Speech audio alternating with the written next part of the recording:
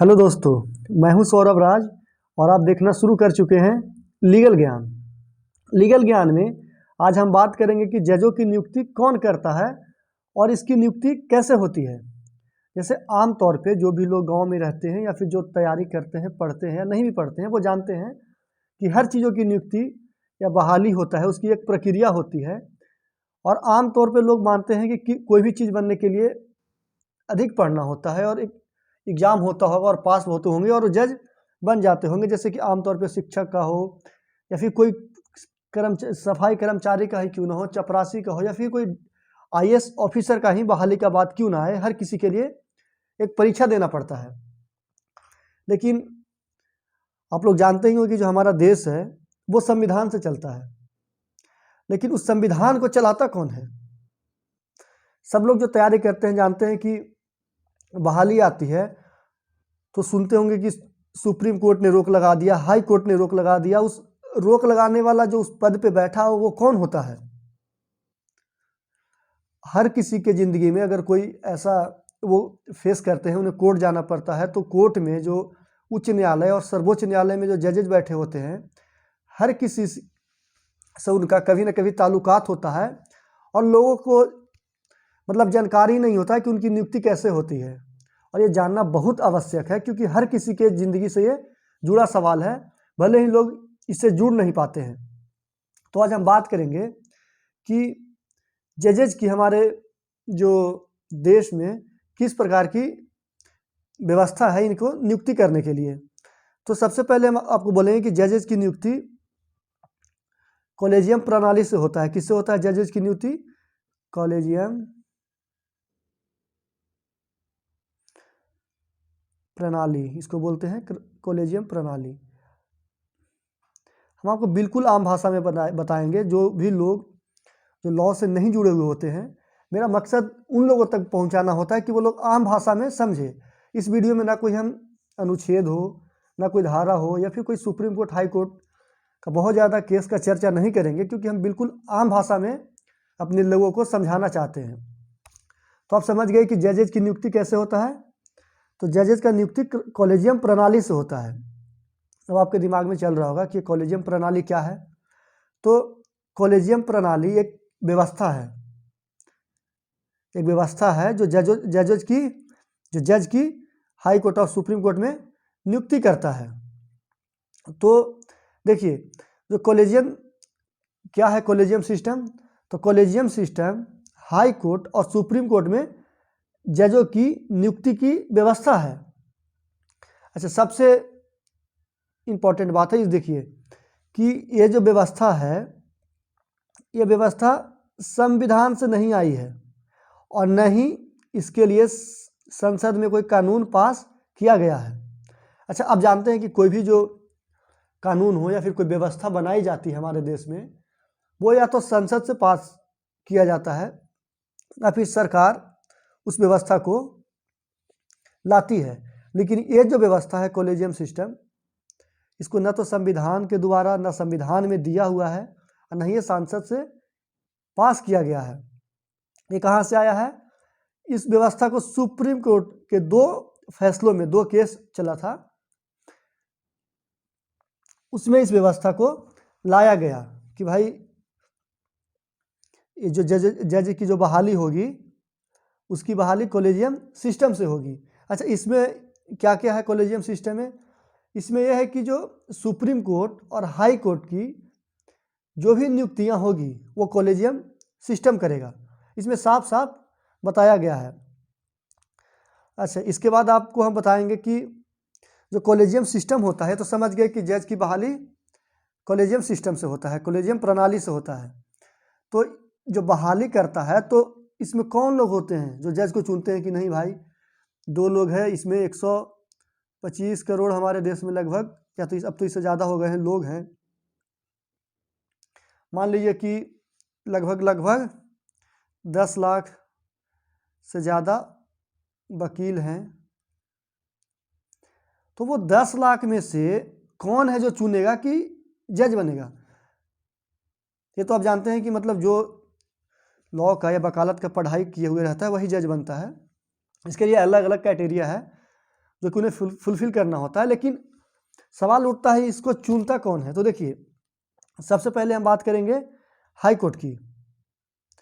High court में किसी भी जैसे आप किसी भी राज्य में रह रहे हो, मध्य प्रदेश हो या फिर मतलब महाराष्ट्र हो, कर्नाटक हो, बिहार हो, तो राज्य का जो सबसे उच्च न्यायालय होता है उसको हम लोग हाई कोर्ट बोलते हैं, हाई कोर्ट बोलते हैं। और जो देश का सर्वोच्च न्यायालय होता है उसको सुप्रीम कोर्ट बोलते हैं। हिंदी में उसको सर्वोच्च न्यायालय भी बोलते हैं। तो अभी हम बात करेंगे किसका बात करेंगे, अभी हम बात करेंगे हाई कोर्ट के जजेस का। तो हाई कोर्ट का जो जज का बहाली होता है, तो जो हाई कोर्ट का जज का, मान लीजिए कि हाई कोर्ट में किसी हाई कोर्ट में वैकेंसी आई कि अभी 4 जज का बहाली होना है किसी भी हाई कोर्ट में। मान लीजिए कि आप कोई बिहार से बिलोंग करते हैं, तो मान लीजिए कि पटना में पटना हाई कोर्ट है, वहाँ 4 जज की बहाली होनी है। तो 4 जज की बहाली कैसे होती है, इसके लिए ना कोई परीक्षा होता है, समझ लीजिए इस चीज़ को, ना कोई सरकार बोलता है कि हम इसको बहाल करेंगे। तो कौन बोलता है भाई, तो अगर हाई कोर्ट में जज का बहाली करना हो तो जो हाई कोर्ट के चीफ जस्टिस होंगे, जैसे पटना के जो अभी चीफ जस्टिस होंगे, पटना हाई कोर्ट के चीफ जस्टिस, और वहाँ के जो 2 सबसे सीनियर जज होंगे, सबसे सीनियर। अच्छा, एक चीज़ यहाँ समझिए, सबसे सीनियर का मतलब ये नहीं है कि जो उम्र में जो सबसे ज़्यादा सीनियर हो, नहीं, उम्र में नहीं, जो सर्विस के आधार पे जो पहले से हाई कोर्ट में जज के पद पर रह रहे हो, जो जज के पद पर रह रहे हो वो, और जो चीफ जस्टिस होंगे वो बताएंगे, वो जिनको बोल देंगे, वो एक बना के अपना एक लेटर भेजते हैं सरकार के पास कि हमने इनको रिकमेंड किया है। मतलब मान लीजिए कि इन 2 लोगों, मान लीजिए कि हम 4 लोगों का रिकमेंड किया हो, A B C D, 4 लोगों का मतलब सीट खाली था। ये 4 लोगों का वो कॉलेजियम का एक मीटिंग होता है, वहाँ से पास करके वो कहाँ भेजेंगे, वहाँ से वो सरकार के पास भेजेंगे। कि जब सरकार के पास चला गया, तो सरकार के पास ऐसा कोई ऑप्शन नहीं होता है कि मतलब एक बार जब सरकार के पास जाएगा तो सरकार ये बोल सकता है कि आप इस पर जो 4 नाम दिए हैं इस पर हमको एतराज़ है, आप इस पर मतलब फिर से सोचिए, इसके बारे में जो ये 4 आप नाम दिए हैं इसके बारे में आप फिर से सोचिए, इस पर हम सहमत नहीं हैं। एक बार तो लौटा देंगे, पर दोबारा फिर वही चीज़ अगर मान लीजिए लौट के आता है किसके पास, जो कॉलेजियम प्रणाली है उसी के पास फिर लौट के आता है, तो दोबारा वो लौटा नहीं सकते हैं। पूरा वीडियो को मतलब देखिए, आपको समझ में आएगा पूरा कि इनकी बहाली का प्रक्रिया कैसा है और आखिरकार क्यों इसका विरोध हो रहा है। अब हम बात करेंगे सुप्रीम कोर्ट का। किसका बात करेंगे, सुप्रीम कोर्ट का बात करेंगे हम लोग। अभी हम लोग बात करेंगे सुप्रीम कोर्ट में कौन करता है। अभी तो हम लोग इसका बात कर लिए, हाई कोर्ट का बात कर लिए कि हाई कोर्ट के जो जज होते हैं उसका बहाली हाई कोर्ट के जो मौजूदा चीफ जस्टिस होते हैं यानी मुख्य न्यायाधीश होते हैं, और 2 सबसे सीनियर जज होते हैं। सुप्रीम कोर्ट में यह है कि जो हमारे देश के मुख्य न्यायाधीश, अभी हमारे देश के मुख्य न्यायाधीश कौन है, DY चंद्रचूड़ हैं। तो अभी वह है, तो जो भी उस समय जब मतलब किसी जज की नियुक्ति करना हो सुप्रीम कोर्ट में, तो कौन करेगा, पहला नंबर पे कौन होंगे, इनका मेंबर देखिए, एक तो होंगे chief justice of India, Bharat के मुख्य न्यायाधीश। अच्छा, दूसरा कौन है इसमें, और कौन कौन लोग होंगे ये देख लीजिए कि 4 जो होंगे इसमें सबसे सीनियर जज होंगे सुप्रीम कोर्ट के, कौन, 4 सीनियर जज, 4 सबसे सीनियर जज होंगे। वो सब मिलके जब इन लोग की मीटिंग होती है तो वहाँ से वो मान लीजिए कि 2 लोगों का बहाली है, 2 लोगों का बहाली है, तो मान लीजिए कि W और हम Z का बहाली करेंगे। ये 2 लोगों का नाम किसके पास भेजेंगे?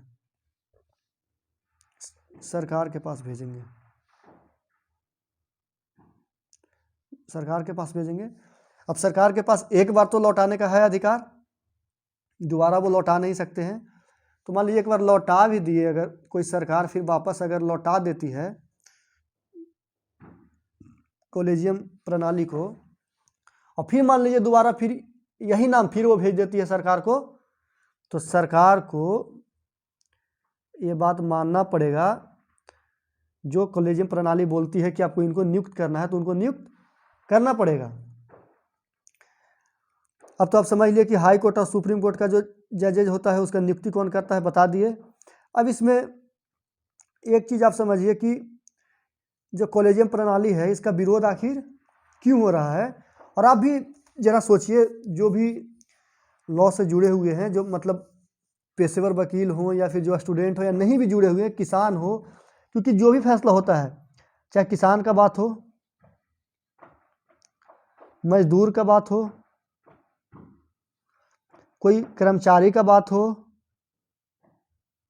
या सरकार का बात हो, या फिर छात्र का बात हो, या कोई परीक्षा का बात हो, आप सोचिए कि इसका निर्णय कौन लेता है। इसका निर्णय तो अगर किसी भी चीज़ पे कंट्रोवर्सी होती है, विवाद होता है, तो इसका निर्णय तो कोर्ट ही लेती है। और उस कोर्ट में कौन बैठ रहा है, उस कोर्ट में बैठे हुए व्यक्ति का बहाली कैसे हो रहा है, उसकी क्या प्रक्रिया है, आप यही नहीं जानते हैं, तो फिर आप अपने अधिकार के बारे में नहीं कुछ जानते हैं, फिर आप जानना नहीं चाहते हैं। इसलिए हर व्यक्ति को, जो जुड़े हुए हों या नहीं भी हों, उन्हें जानना चाहिए कि आखिर ये क्या प्रक्रिया है। तो अभी आप देख रहे होंगे कि रोज़ रोज़ न्यूज़ में आ रहा है कि मतलब जो हमारे भारत सरकार जो है इसका विरोध कर रही है, और विरोध कर रही है, वो नहीं चाहती है कि मतलब जो और भी बहाली हो वो कॉलेजियम प्रणाली से हो। अच्छा, आपके दिमाग में एक बात चल रहा होगा कि जो सरकार है, मान लीजिए कोई भी सरकार हो, मान लीजिए कि एनडीए की सरकार है, मोदी गवर्नमेंट की सरकार है, हमारे देश के प्रधानमंत्री नरेंद्र मोदी है, ठीक है, एनडीए का सरकार है, विरोध कर रही है कि नहीं, जो कॉलेजियम, मान लीजिए सीपी लिख देते हैं, कॉलेजियम प्रणाली है वो अच्छा या अच्छा नहीं है भाई, सरकार बोल रही है। तो सरकार इसको हटा क्यों नहीं दे रही है कि चलो ये अच्छा नहीं है तो इसको हम हटा देते हैं। एक बार सरकार कोशिश किया था 2014 में, लाए थे वो, क्या लाए थे 2014 में, नेशनल, उसको NJC बोला जाता है, नेशनल जज अपॉइंटमेंट कमेटी लाए थे, NJAC। तो जब वो लाए थे 2014 में, तो उसको 2018 में निरस्त कर दिया गया, क्योंकि देखिए हमारे देश के जो सर्वोच्च न्यायालय है उसको बोला जाता है गार्जियन ऑफ लॉ और गार्जियन ऑफ कॉन्स्टिट्यूशन। तो जो कॉन्स्टिट्यूशन में आप जब भी बदलाव करेंगे तो सुप्रीम कोर्ट के पास ये पावर होता है कि जो आप कानून ला रहे हैं उसकी वो समीक्षा करे, उसको वो रद्द भी कर सकता है, उसको वो लागू भी कर सकता है, वो सुप्रीम कोर्ट के पास पावर दिया हुआ है। लेकिन हमारे संविधान में कहीं नहीं लिखा हुआ है कि जो जज का नियुक्ति है वो सुप्रीम कोर्ट या हाई कोर्ट के जज ही करेंगे। हाँ, उसमें ये जरूर लिखा हुआ है कि उनसे मतलब राय लिया जाएगा, पर उनका कहीं सहमति का बात नहीं दिया हुआ है कि जज बोलेंगे तभी कि हाँ इनको करना है तो ही करना है, नहीं। अरे किसी भी देश में आप चले जाइए, किसी भी देश में आप जाइएगा तो जज की नियुक्ति जज करता ही नहीं है। तो इसी को लेकर के भी टकराव चल रहा है, जो कि सरकार की जो बातें हैं वो वाजिब भी है। तो अब सबसे पहले हम आपको बताते हैं कि इसमें कॉलेजियम प्रणाली में क्या क्या खामियां हैं। तो नंबर 1 क्या है? नंबर 1 देखिए, जैसे हम आपको पहले ही बताएं कि किसी अन्य देश में ऐसी कोई व्यवस्था है ही नहीं। क्या व्यवस्था नहीं है कि जहाँ जज की नियुक्ति जज करेगा? अरे मान लीजिए कि कोई शिक्षक है, या फिर कोई रेलवे का कर्मचारी है, या फिर कोई डीएम है, अगर उसको ये पावर दे दिया जाए कि डीएम कौन होगा वही तय करेगा जो अभी का डीएम है, तो किसको डीएम चुनेगा? अपने बेटा को चुनेगा, अपने परिवार को चुनेगा, अपने जान पहचान के लोग को चुनेंगे, अपने समाज को चुनेंगे, उन्हीं को तो चुनेगा। इसके लिए तो कोई ना परीक्षा है ना सरकार इस पर कुछ बोल सकती है। तो अच्छा, पहला बात तो ये हुआ। इसका आपको हम एक उदाहरण भी बताएंगे कि कैसे लोग अपने लोगों को, मतलब जो जज होते हैं वो चुनते हैं। अभी हाल में ही कमेंट आया था, वो हरियाणा हाई कोर्ट के जज थे, बताया कि हर 3 में से एक वो लोग हैं, मतलब वही परिवार के लोग हैं अभी, जो कि जज हैं। ये मतलब हाई कोर्ट के जज बोल रहे हैं, और हम आपको बाकायदा प्रूफ भी देंगे कि क्यों ऐसा वो बोल रहे थे। अच्छा, दूसरा इसका क्या है? दूसरा ये है कि ये देखिए कि नियंत्रण एवं संतुलन के सिद्धांत के विरुद्ध है। कैसे नियंत्रण एवं संतुलन के सिद्धांत के विरुद्ध है? जैसे किसी भी बहाली प्रक्रिया में या फिर किसी भी पोस्ट पे किसी का बहाली होता है, तो different different community, different different caste and different different जो आइडियोलॉजिकल थिंकिंग के लोग होते हैं, जिनके पास कैपेबिलिटी, कैपेसिटी और उतनी समझ हो कि वो उस पोस्ट पर बैठें, तो अपना एग्ज़ाम दे करके उसके बाद इंटरव्यू वगैरह जो भी एक प्रोसेस होता है वो करके उस पोस्ट पे चले जाते हैं। लेकिन यहाँ तो ऐसा नहीं है। इसमें जज ही बताएंगे कौन जज बनेगा, तो समझिए वो किसको जज नियुक्त करेंगे। और जो तीसरा जिसका हम इशारा कर रहे थे कि एवरी थर्ड जज इज अंकल, देखिए तीसरा पॉइंट यही है कि पक्षपात और भाई भतीजावाद की संभावना। जब भी हमारा जो मौजूदा भारत के मुख्य न्यायाधीश हैं डी.वाई. चंद्रचूड़, उनके पिताजी भी जज थे, उनके दादाजी भी यही पेशा से जुड़े हुए थे। तो ये समझिए कि अच्छा, इसके पिछले जो हमारे चीफ जस्टिस है यू ललित, कौन थे? यू ललित, तो उनके बेटे थे। अभी 2 साल पहले ही उनका लॉ का ग्रेजुएशन कंप्लीट हुआ था। वो फिर अभी उत्तर प्रदेश के मतलब सरकार के जो पैनल लॉयर होते हैं वो बन गए थे। तो ये लोग अपने, मतलब जो परिवार के लोग होते हैं उन्हें वो लोग सेट करते रहते हैं। तीसरा क्या है? Close door mechanism. Close door mechanism का क्या मतलब हो? चौथा है close door mechanism. Close door mechanism का ये हुआ कि इसमें कोई कंपटीशन है ही नहीं।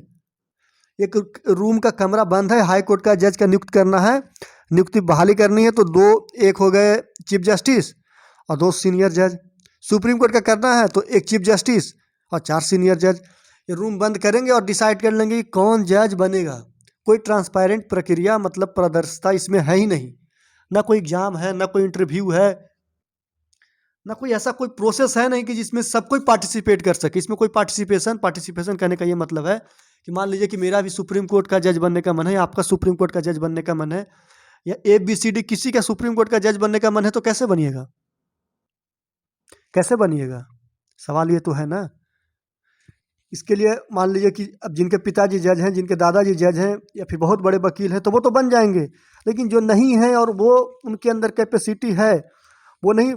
जब सुपर 30 एक मूवी आई थी तो उसमें था कि राजा का बेटा राजा नहीं बनेगा, जिसमें काबिलियत होगा वो राजा बनेगा। लेकिन यहाँ ऐसा नहीं है। अगर आपके अंदर काबिलियत है, अगर आप इसका ये है कि जज का बेटा जज बनेगा, काबिलियत वाबिलियत इसका कोई यहाँ महत्व नहीं है। तो वही बोला जा रहा है कि इसमें क्लोज डोर मैकेनिज्म है।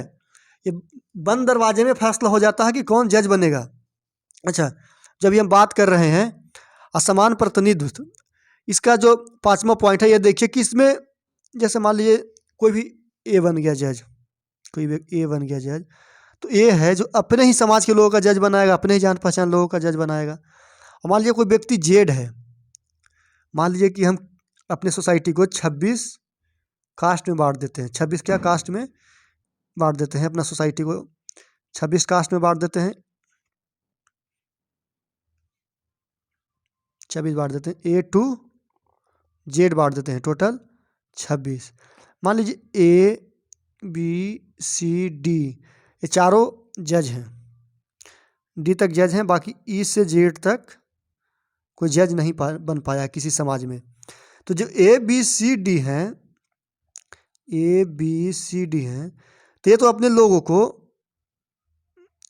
को जज बनाते रहेंगे, क्योंकि इन्हीं लोग को तो निर्णय लेना ना कि कौन जज बनेंगे। लेकिन जो ई और जेड है, ई से लेके जेड तक के जो लोग हैं, ई से लेके जेड तक जो लोग हैं, इनके लोग तो कभी जज बन नहीं पाएंगे, क्योंकि इनके यहाँ कोई जज है नहीं। और जब जज है नहीं तो कौन बोलेगा कि इनको भाई इसको भी जज बना दो? तो यही जो बात कर रहा है, जो अपना पॉइंट नंबर 5 था। अच्छा देखिए, एक पुराना रिकॉर्ड है, मतलब ये अभी का तो नहीं है, लेकिन अब 6ठा पॉइंट थोड़ा देखिए कि इसमें असमान प्रतिनिधित्व का जो बात किया गया है, उस समय ये थोड़ा सा रिकॉर्ड पुराना है, इसलिए इसमें 31 जज का ही बात किया जा रहा है। सुप्रीम कोर्ट में टोटल 31 जज है, जिसमें ब्राह्मण 12 थे उस समय, वैश्य 6, खत्री 2, पारसी 1 और अन्य 3, कायस्थ 1, कंपा 2, मराठा 1, रेड्डी 1, ओबीसी 2, ईसाई 1, मुस्लिम 1, एससी 1, एसटी 0, महिलाएं 2। आप समझ लीजिए कि क्या जिसका हम बात कर रहे थे कि जो डिफरेंट मतलब डिफरेंसेस होगा इसकी जो नियुक्ति प्रक्रिया में आपको साफ नज़र आ रहा होगा कि किस समाज से कितने लोग हैं और बाकी लोग को सही से प्रतिनिधित्व नहीं मिल पाया है। तो हम इसका ही बात कर रहे थे। अच्छा, इसका हम लेटेस्ट जानकारी भी लेना चाहें कि अभी मतलब हाई कोर्ट में या फिर किसी मतलब सुप्रीम कोर्ट में कितने जज हैं, किस जाति से हैं और किस धर्म से हैं। देखिए हम आरटीआई भी मांगे हैं, आपको दिखा देते हैं। इसमें आरटीआई भी मांगे हैं, जिसका भी देखिए आरटीआई भी मांगे हैं, तो इसका भी जवाब नहीं आया है और हम फर्स्ट अपील भी इसका कर चुके हैं। देखिए 24 तारीख को ही मांगे थे, 24/10 को ही मांगे थे और ये 24/11 को हम फर्स्ट अपील किए हैं, जिसमें मांगे हैं कि टोटल नंबर ऑफ जजेज of supreme court of India with their name, caste, category and religions. And same मांगे हैं हाई कोर्ट में कितने हाई कोर्ट का है, तो अभी तक ये जवाब नहीं दिए हैं, 2 महीना हो गया है। इसके बाद फिर हम सेकेंड अपील करेंगे। तो हम जानना चाह रहे थे वीडियो बनाने के पहले ही कि कितने लोग किस कम्युनिटी से हैं। तो ये हो गया। जब वो जवाब आएगा भारत सरकार की तरफ से तो हम आपको बताएंगे कि कितने लोग अभी सुप्रीम कोर्ट में या फिर पूरे देश में जितने हाई कोर्ट हैं उसमें किस समाज के कितने लोग हैं।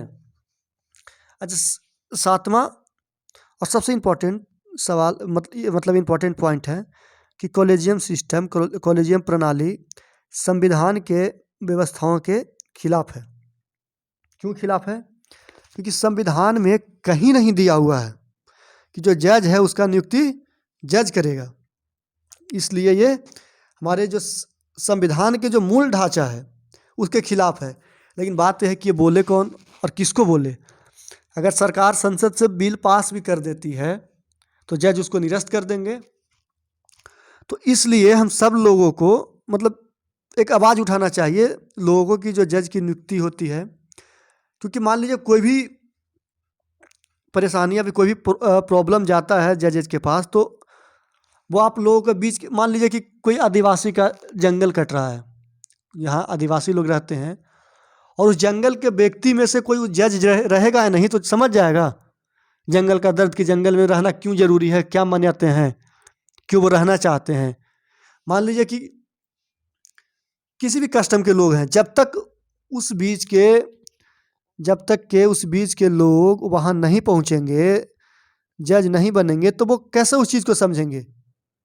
मान लिया कोई लंदन से पढ़ के आया है, उनके पिताजी जज थे, वो भी जज बन गया, तो वो क्या समझेगा लंदन वाला कि लालगंज गांव में के लोग की समस्या क्या है, या फिर वहाँ के लोग वहाँ जाते हैं तो वो कैसे समझेंगे, वो प्रैक्टिकली समझ ही नहीं पाएंगे। तो इसलिए हर समाज के हर तबके के लोगों को जज बनना ज़रूरी है।